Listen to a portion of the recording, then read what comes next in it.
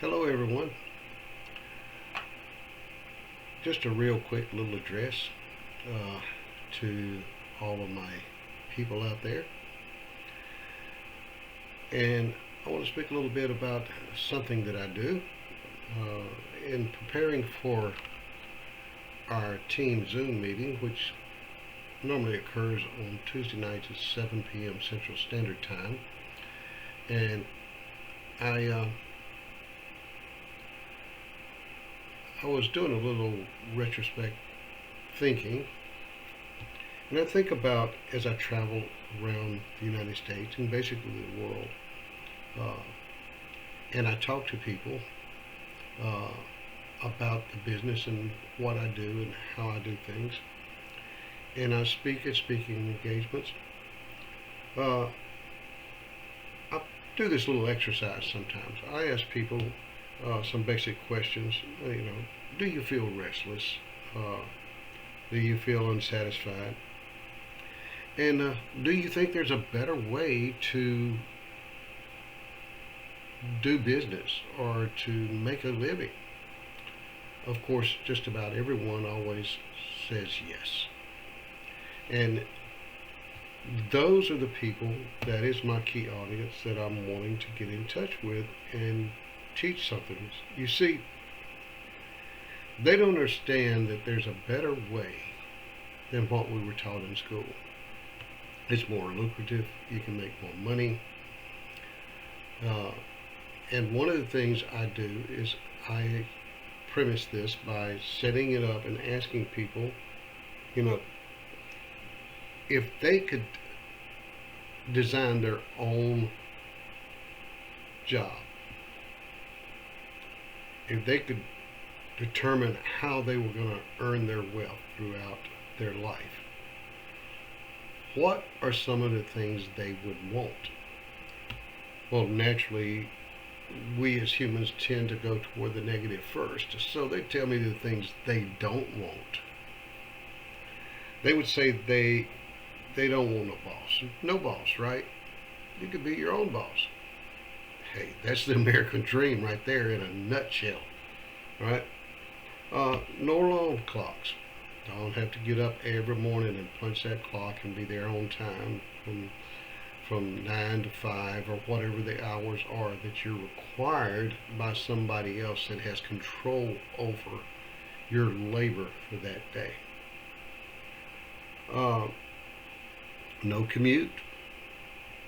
You know, there was a time in this country when people basically lived off the land. Agriculture was our biggest economy, or timber, or things of that nature, and you literally got up and you worked from and around home. You didn't have to commute to somebody else's location to earn a living. Now, what if you had no employees? You'd have to deal with having to worry about having subordinates or employees. I know for years, uh, once I made it into the management level of the corporations that I worked with and for, that was one of my hardest transition and adjustments, is to be accountable for other people's actions and managing those actions. That is an extremely huge burden. Not only the fact that you have to be accountable for their productivity and their actions, but you also have to be uh, responsible for making sure that they get paid in a timely manner and that they're compliant with the rules and regulations of all of those things that it takes to live in the corporate world. So it is an extreme burden to do that. So I can get why people would not want that, right? Uh,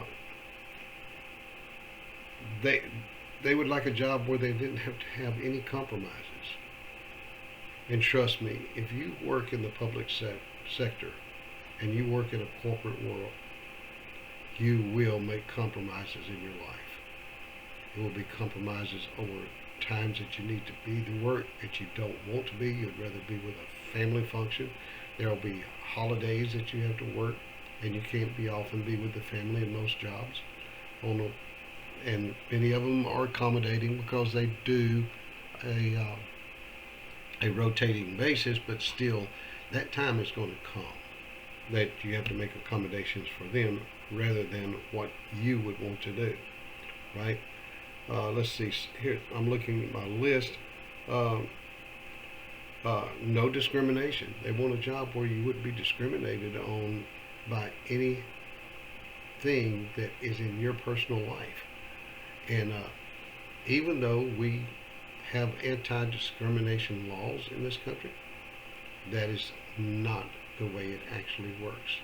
There will always be some form of discrimination.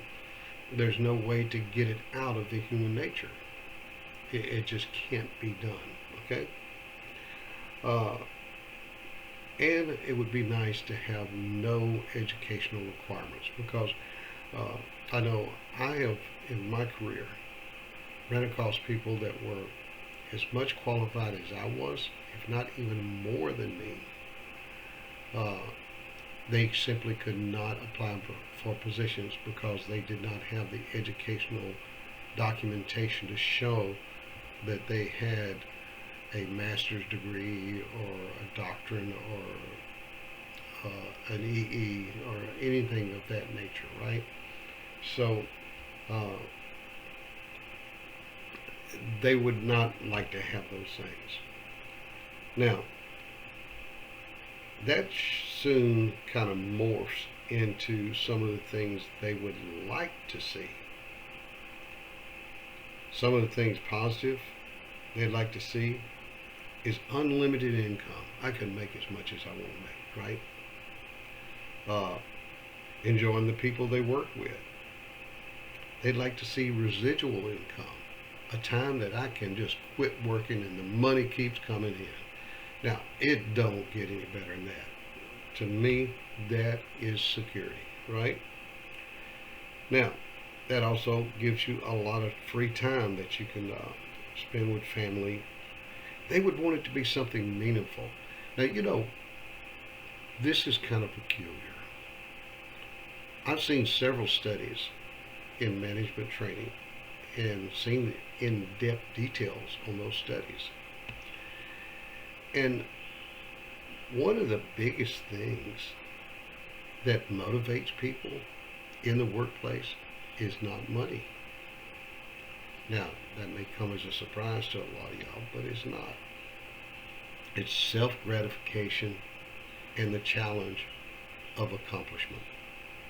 That drives the human nature. That drives people, especially people like myself, entrepreneurs. Okay? So, an entrepreneur is not necessarily driven by the income. Now, the income's a nice thing, right? But it's not the thing that drives us.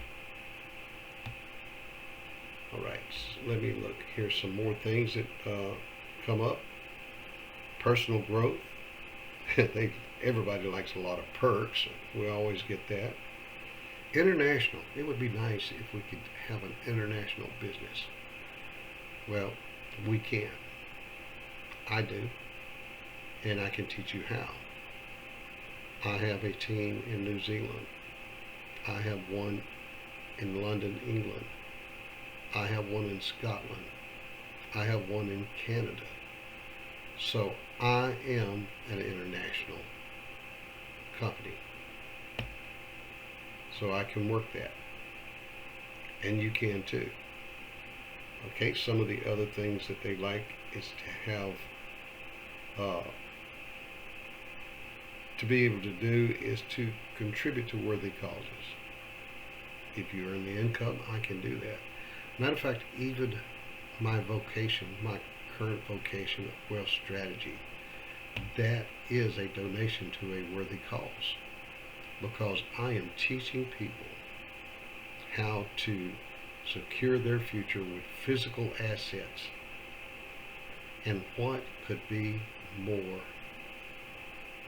worthy of a cause than people understanding how to be self-sufficient and self-secured? And I do it absolutely free. Now, that is a worthy cause to me. They like the idea of it being low risk. They like the idea of a low startup cost. They like to have something that is economy proof. That's huge. So what happens if the market crashes? If it fluctuates up or down? If time gets hard, the economy gets strapped, would you like to have a business that's not going to be affected by that? If times are booming, that just means that your business is even going to boom better.